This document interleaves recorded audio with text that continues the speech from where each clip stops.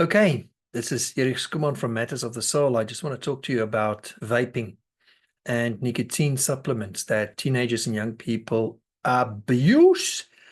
They use it, they suck it, they do all kinds of things to it. They are inhaling nicotine in all kinds of ways.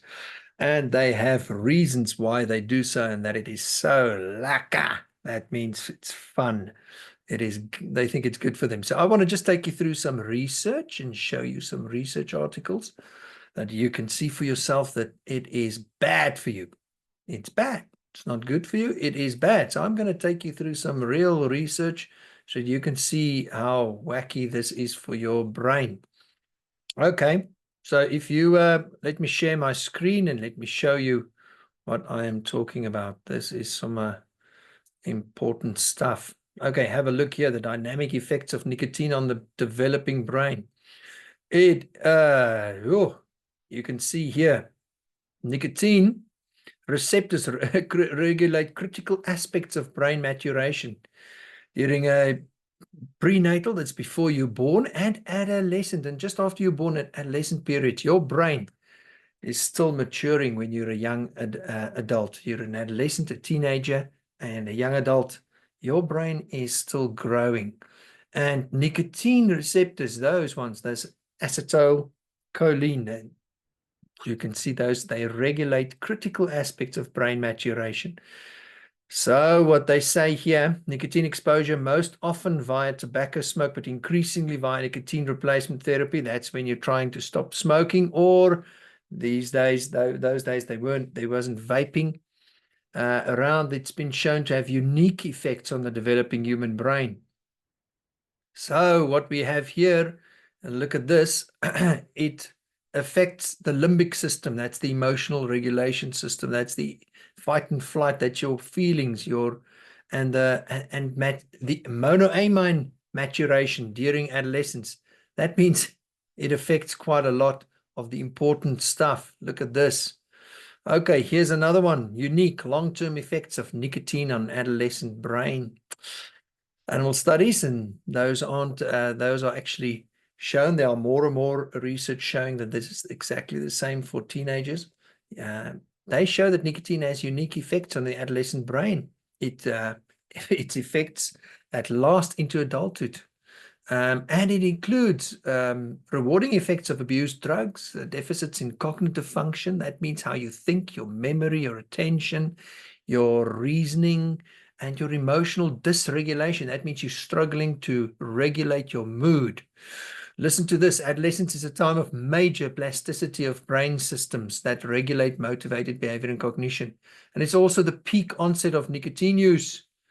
Although there's been a decline of cigarettes, there's been a huge increase in nicotine vaping. It is critically important to understand the impact of nicotine on this critical phase of brain development. It is critical. Can you see that? Talks about like dangerous. It is important. Okay, so the idea here is that it affects your brain and your behavior. Look at this, particularly the drug reward system. So it rewards you. It makes you feel good for doing certain things. But what it does is it's actually affecting your way of rewarding yourself. You're making yourself feel good as if you've achieved something, but you haven't. You're trying to trick your brain. You're actually, you voeder your brain up. You are messing with your brain. Aversion, you're not teaching your brain that some things are bad. Cognition, that's what I said, thinking, emotion, all of these things. Given the substantial evidence for long-term negative impact of adolescent nicotine exposure on brain and behavior. Can you see? Substantial evidence, meaning you are screwing up your brain. You're causing your brain to cry. Okay, so now you get the picture. You are messing with your brain. Look at this. This is the health risks of nicotine for youth from the Department of No amount of nicotine is safe for youth. Nicotine can harm brain development as teens grow. Even in small doses, nicotine exposure in adolescence causes long-lasting changes in brain development, which could have negative implications for learning. Do you want to be able to learn? Memory, attention, behavior problems, and future addiction. You know what some teens then say? Okay, well, when I stop, vaping or sucking on nicotine sweets, I will just return back to where I was supposed to be. No, the thing here is you are putting brakes on your brain's growth and development. You are causing damage. So what you're doing is you are stupidifying, not stupefying. Well, you are, it is stupefying. That means you're struggling hard to understand it. You can't believe it.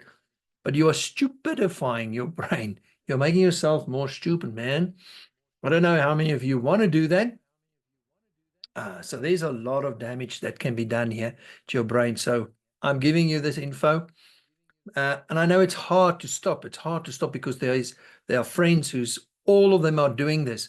But my mom used to tell me, if your friends jump into the fire, will you jump right after them into the fire too?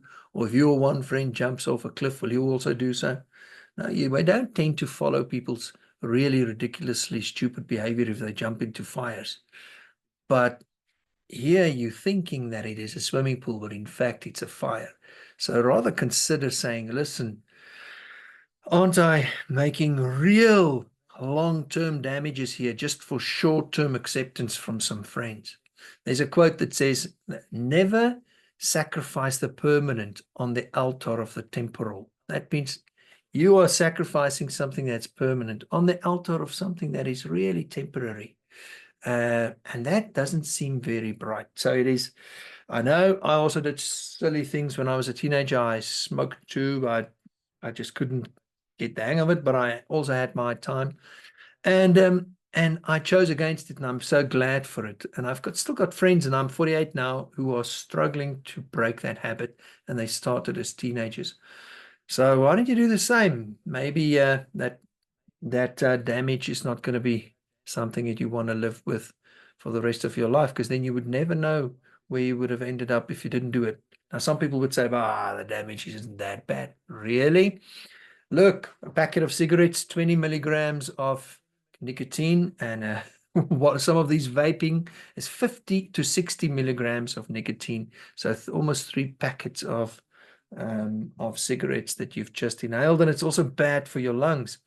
So there's just lots and lots more I can show you. There's at the moment in the US of A, there's lots of stuff. Today's nicotine addicts, nicotine, and juuling is what they call it in the US, because it's named after a certain brand, Juul.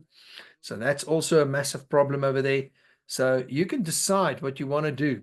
In South Africa, it's also sold as Juul. So it is it's bad for your brain. So if you want to decide to stop doing it, I think it's best. And if your friends pressure you into doing it, get new friends.